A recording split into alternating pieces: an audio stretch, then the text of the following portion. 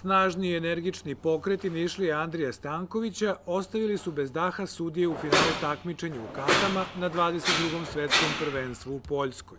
Andrija je bio bolji od konkurenata iz 40 zemalja. Ja sam u mojoj kategoriji imao oko 40 takmičara, izuzetno kvalitetnih i spremnih. Radio sam 3 kruga do finala. Finalnu katu sam radio Gođu Šihošo. Dobio najbolje ocene i zauzeo prvo mesto. Njegov trener iz karate kluba Elid, Radoš Marković, ima drugačiji pristup u objašnjavanju kata mladim karatistima. On kate upoređuje sa našim tradicionalnim folklornim igrama.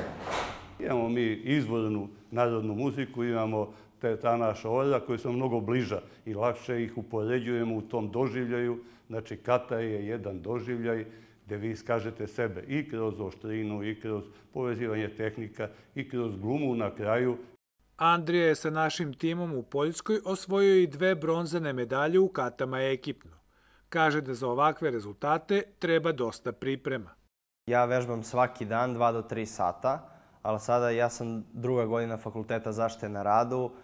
Dao sam sve ispite u 1. godini, tako da sam za vreme letnjeg perioda imao dosta više vremena da se posvetim karateu. Andrija Stanković od 7. godine trenira karate. Prvak je Evrope i 4-struki šampion države u katama.